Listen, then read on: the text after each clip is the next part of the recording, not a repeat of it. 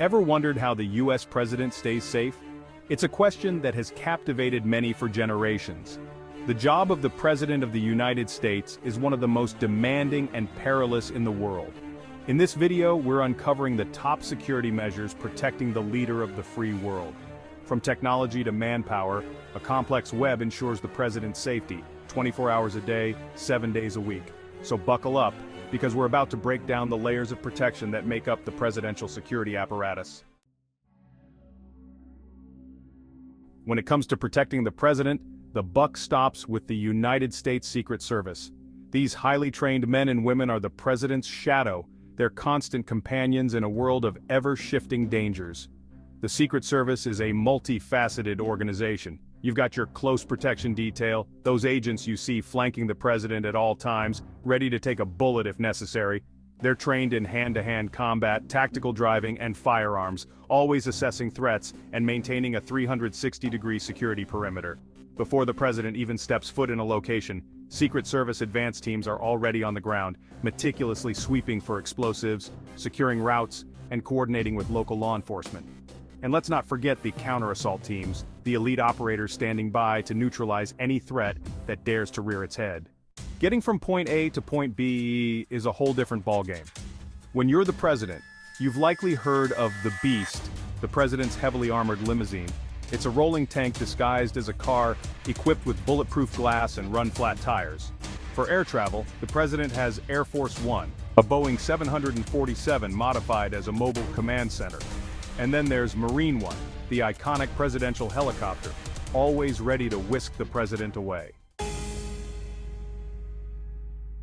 It's called the People's House, but let's be real, getting past security at the White House is tougher than getting into an Ivy League university. 1600 Pennsylvania Avenue is one of the most protected buildings on the planet.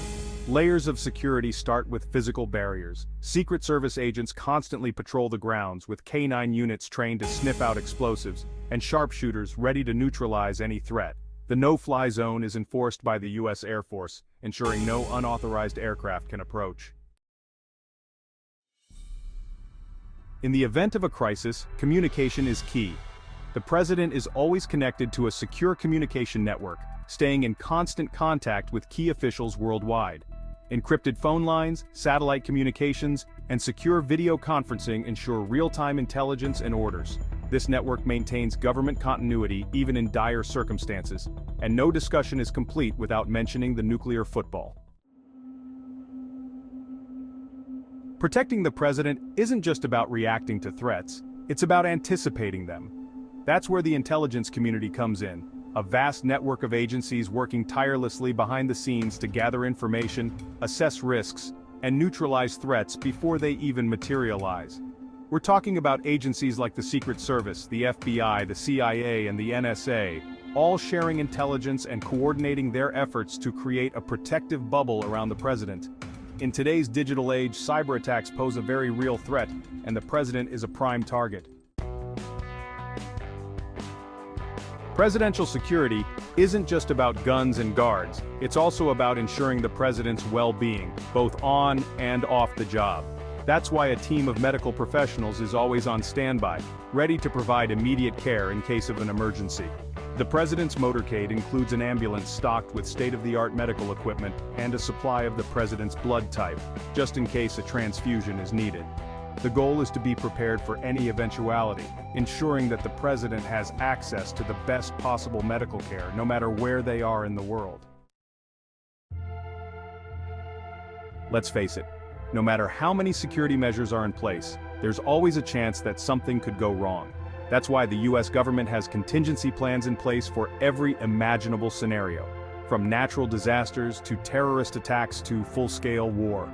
These plans, developed and constantly updated by national security experts, outline exactly what would happen if the president were to become incapacitated, if the White House were to be destroyed, or if the country were to face an existential threat.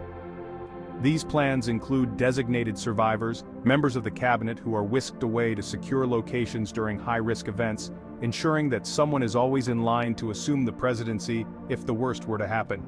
The safety and security of the nation depend on it.